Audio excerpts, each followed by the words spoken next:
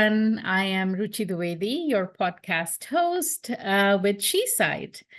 SheSight is a premier digital magazine that is empowered and dedicated to celebrating women from all walks of life.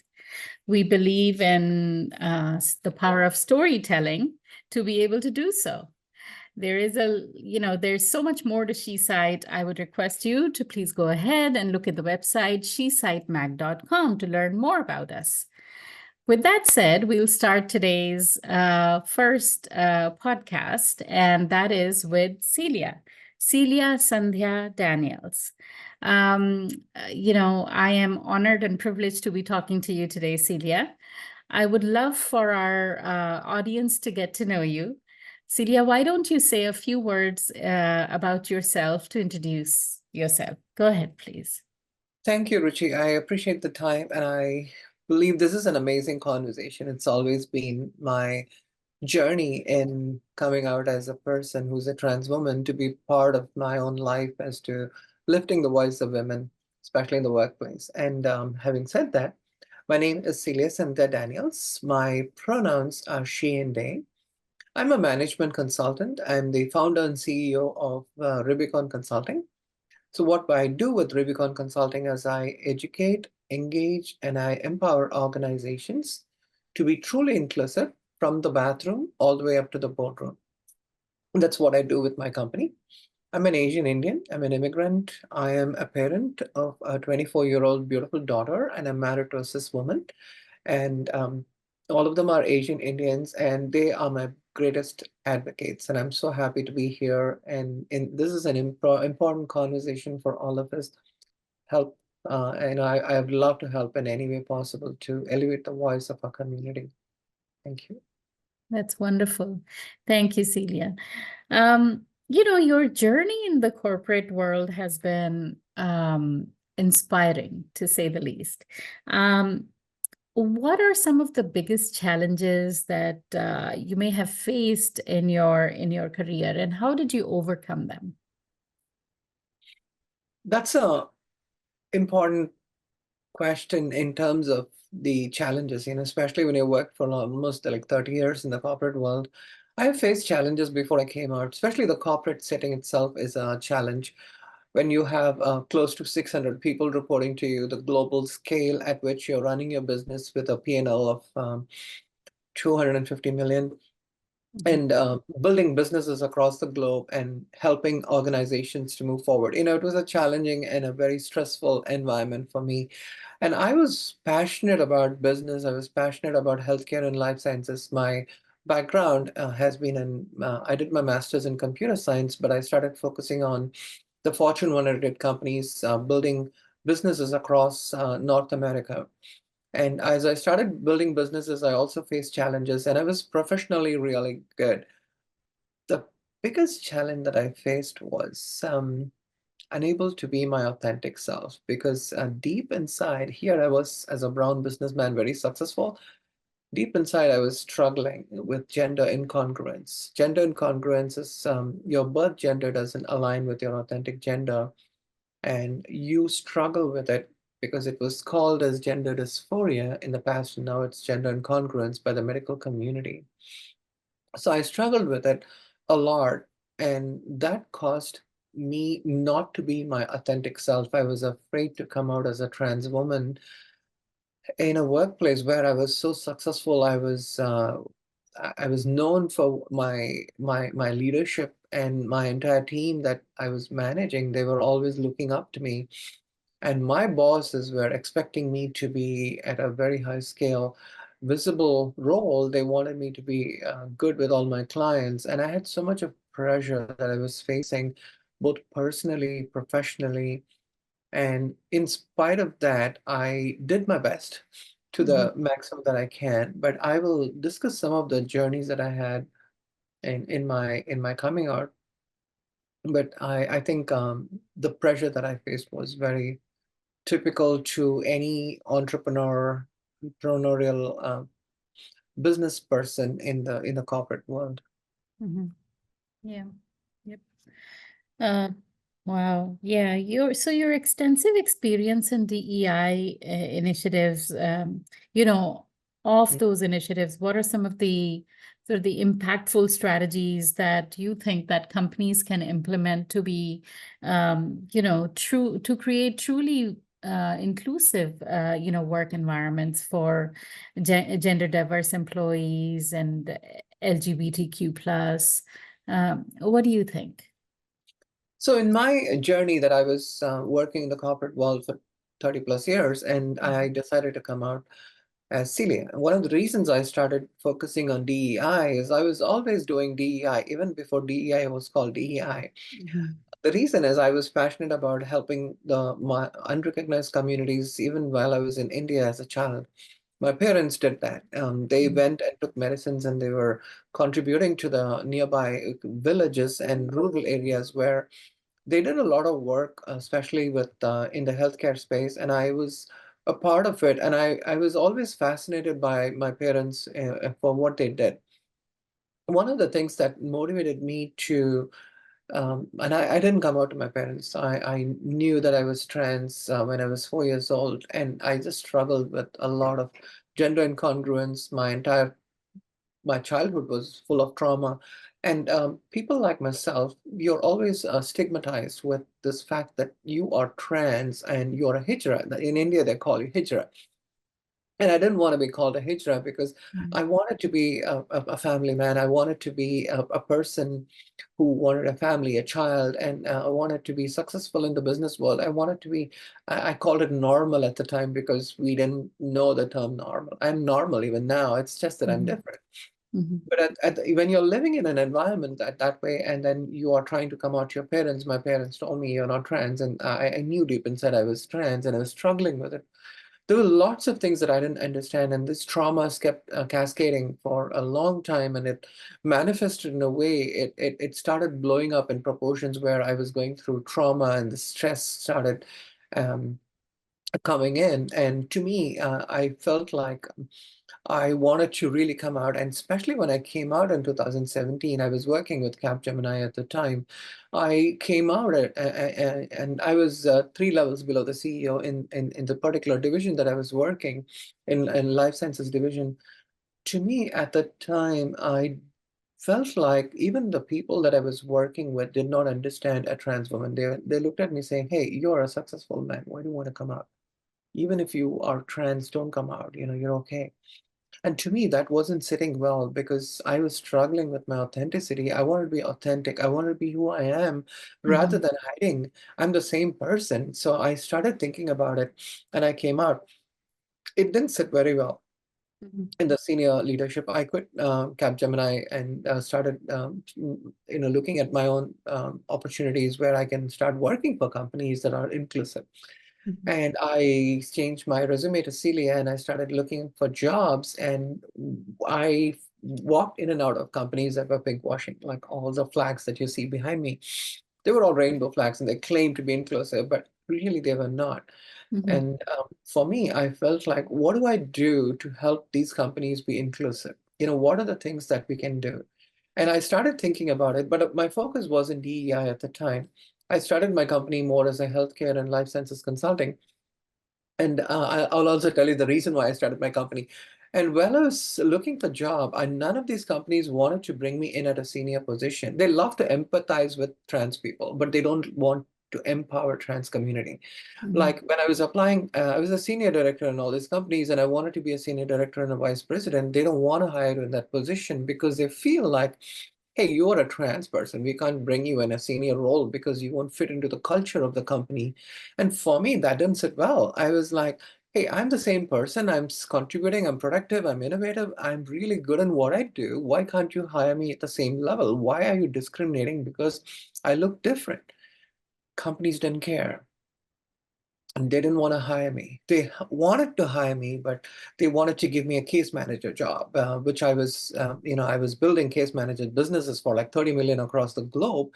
And they gave me the job of the 300 people that I was hiring.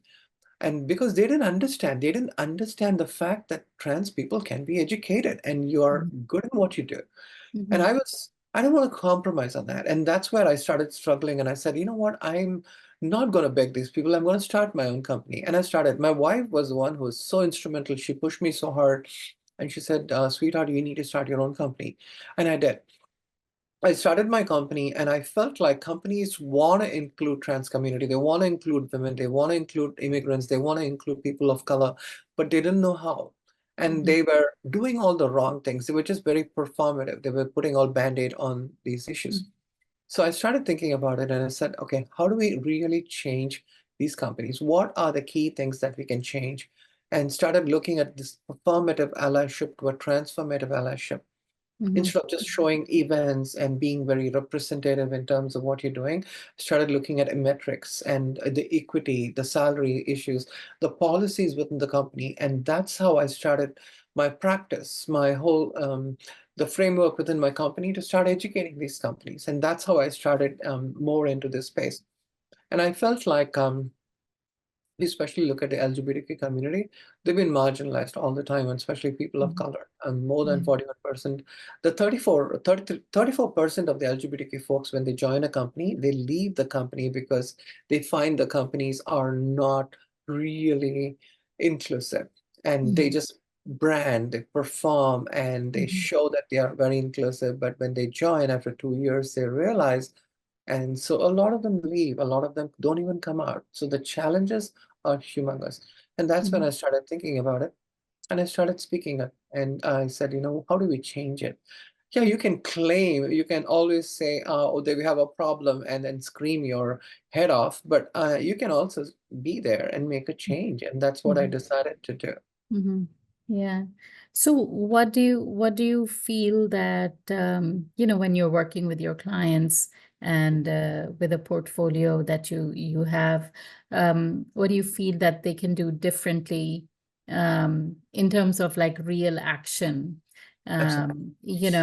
to make truly inclusive workplace that is enjoyed by you know the various gender diverse employees. Absolutely. I think the important thing is I'm a person with intersectional identities. They always look at me as a trans person. I'm not just a trans person. I don't want to be just called a trans person. I'm a human being. They don't see you that way. And I'm a person with neurodiverse issues. I have a mild autism and I'm able to perform, I'm able to contribute. And I'm also an Asian Indian. So I have intersectional identities, and Mhm.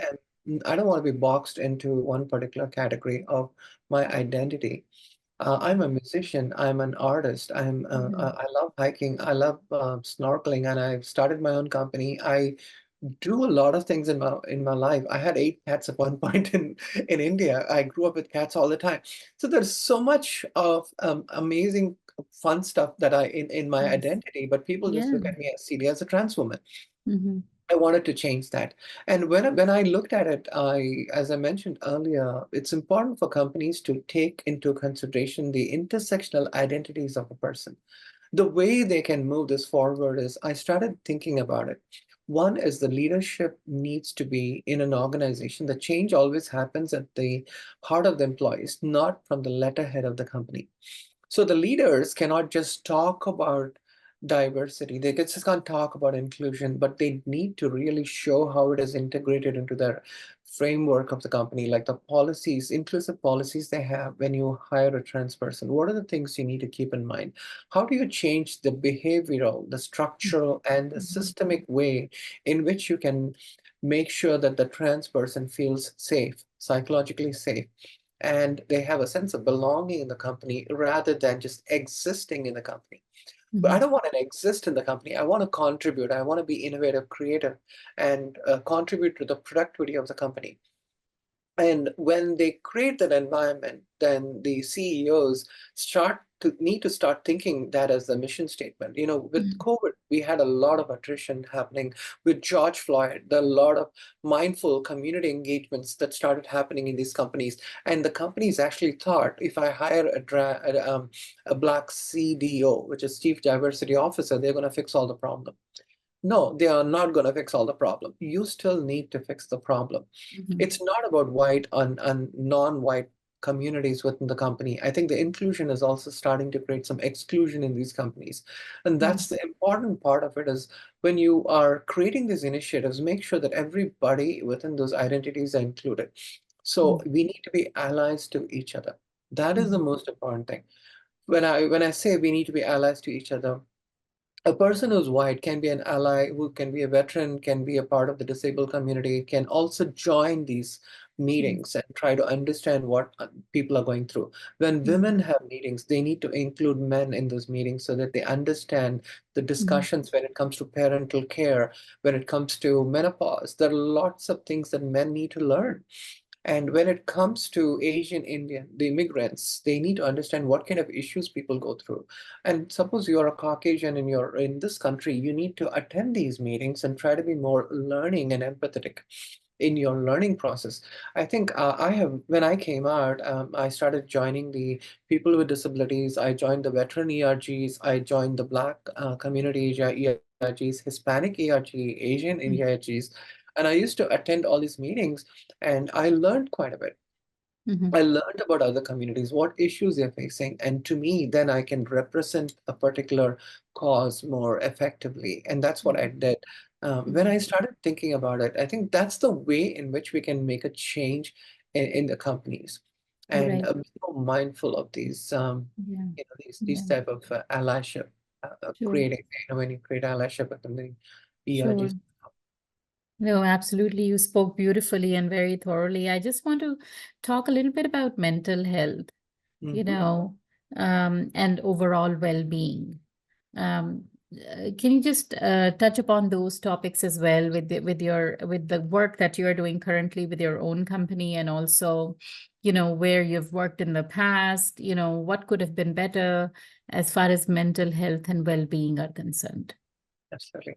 I came out to my doctor the first time. I told him, "Hey doc, I'm a trans person," and I had to read medical journals before telling my doctor what I was going through because I Mhm. didn't know what to tell him. I told him, "Hey doc, I have gender incongruence," and my doctor's asking me. This is my doctor in UCLA. He's asking me, "What is gender incongruence?" And I had to explain to him. I had to tell him if I have gender incongruence, I have low self-esteem, depression, suicidal ideation, anxiety. Mhm. And I explained all that to him. The one word that triggered his mind is suicidal ideation. So he called the nurse and said, "Hey, can you please speak to the patient because seem to have suicidal ideation." Of course, the doctors are doing the right thing. But when the nurse came and sat with me with a form and started going through this, okay, so Celia, you're depressed, you're feeling Mhm. suicidal. And I said, "Hey, listen, you're not understanding me. I'm not going to commit suicide. I'm having a wonderful family and I'm educating you that when you have gender incongruence, all this happens. Mhm. You go through mental health issues because you're ostracized all the time and people feel, and I have to come out all the time, even to a grocery store when I pull out even in Costco, when I have to pull out my ID, and they're like, "Hey, ma'am, can you have your husband here?" I'm like, "No, this is my ID. This is not my husband." Because they don't know that you are the same person. And of course, that is okay, but I need to educate everybody, and it's Yeah. not, I can't be doing that every time, 24 hours in my life. And Mhm. when I have to educate my doctor, especially that's a last straw in my education part of it, my health and well-being is kind of questioned and compromised that my provider doesn't understand. The insurance company denies my claims because they don't get it, and it's part of, Mhm. they feel like it's not in the DSM, what kind of an Mhm. ICD-9 code can be associated with it. Mhm. And then the Mhm. pharmaceutical companies, they don't make this kind of drugs, especially when you have when a trans man is still going through some issues. And then you look at the policymakers, they don't have these kind of well-being for the trans community. There's already like 500 Mhm. plus anti-trans bills in the country, and more than 100 anti-trans bills and anti-LGBTQ bills are targeting people like me. Mhm. So when you think about it, if I go to Florida today and my license in California, which says gender non-binary, is not accepted, they will say that Mhm. this is a fraudulent license. We Mhm. live in times in this country where we're going through issues. I'm not talking about just corporate issues, but even in the community, we are Mhm. having issues. We need to change this. And that's why I educate corporate world. I educate them and I tell them that this is so important for us to have the well-being of the trans community. More than 41% of the LGBTQ community have attempted suicide. Mhm. More than 51% of the trans community have attempted suicide across the Mhm. world. So what we are talking about is like a pandemic, right? And the national average is 5%. Can you imagine 5% of the people who are not Mhm. part of the LGBT community, they have a suicidal ideation, and that's 5% compared to the transgender community. So if you Mhm. have true trans people in the call, 1% has attempted suicide. And just want to give a trigger warning for some of the listener today that when I was a child, I wanted to kill myself because I was caught, in my ninth grade walking in a dress in the community in India. And I felt so hard that I didn't know what to do. And they yelled at me. They used all kinds of derogatory language and they really wanted to tie me up and take me to my dad. I was so scared that day. And I was probably 11 or 12 years old, and they were like 15 to 20 adults and they're yelling at you, and at the time you feel like you have done something wrong. Mhm. And somehow I spoke in another language, in Hindi actually, and ran. I'm talking about, I was in Chennai at the time. Mhm. I ran, I came home, and the first thing that hit me was people like me cannot live because I don't have a life. I want to kill myself. I attempted suicide twice. And but something in me told me that just don't and move on with your life. I know you can do better. When I look at my younger self and I feel like I'm glad I didn't kill myself. I'm glad I didn't give up on my life. I'm glad I just stood in spite of all the challenges that I went through, because these conversations are difficult. These conversations need to happen. I don't want sympathy. I don't want just empathy. I want empowerment. And that's what changes people like myself. It's not Mhm. about the just getting a job, but also the well-being. And it's not about just giving a job and saying that I've given you a job and now you do your work. It's not Mhm. about that. You need to create a change within your company, every aspect of it, to have the trans person, to have an LGBTQ person working in your company. And that's where I can create a true change in your company, the framework of the change that you need to bring into the companies. Health Mhm. and well-being is what I speak about today because I am in the healthcare industry and I'm one of the top 20 LGBTQ biopharma leaders in the country in Mhm. US. Think about that little child who didn't have a hope. I would have killed myself because I thought the world will never change. And Mhm. today I'm able to inspire leaders in the biopharmaceutical industry and the healthcare industry to change the way in which doctors, nurses, admin staffs, lab technicians need to change. And I'm Mhm. also working with almost close to, I can't disclose so many details, but I'm also Yeah. close to working with the government nationally across White House to change these, especially when it comes to the LGBTQ community. I'm working with a few organizations to bring in this change, even the Department of Insurance, Department of Healthcare, Public Health. That's what is change that I'm talking about. That's wonderful, Celia. It's very, very, very impactful. I wanted to ask you, as a founder and CEO of your own company, Rebicon Consulting, what are the future goals for the company, and how do you envision sort of the role um, in advancing the DEI initiatives, worldwide, nationwide, and helping so many of the diversity population out there. Absolutely. Having come from India, I wanted to create this change in India as well. And when I started my company, my goal is to educate, engage, and empower organizations to be truly inclusive from the bathroom to the boardroom. And that is in a nutshell of what I want to do. And that includes even healthcare organizations. And how do you impact and create a change in the four sectors, which is the providers, the payers, the policymakers, and also the pharmaceutical companies. So my goal is to create that change, that awareness, that education, which will help these companies to be more inclusive, more empathetic towards our community, especially the LGBTQ community. And that's what I envision I call it as a DEI 2.0 is about inclusion that is causing exclusion today, even within our own communities, even as a South Asian, sometimes we don't agree with each other. We need to get our act together. Mhm. As South Asians, as Indian community, even within the LGBTQ community, there's a lot of um, misconceptions within our own community, and sometimes we need to educate each other and be allies to each other. Mhm, So my focus in the future has been always about allyship. My wife and my daughter are my allies. And mhm, I feel that I want to summarize this for the audience very quickly. A is to acknowledge your privilege. L is to listen to the community. Another L is to learn to unlearn.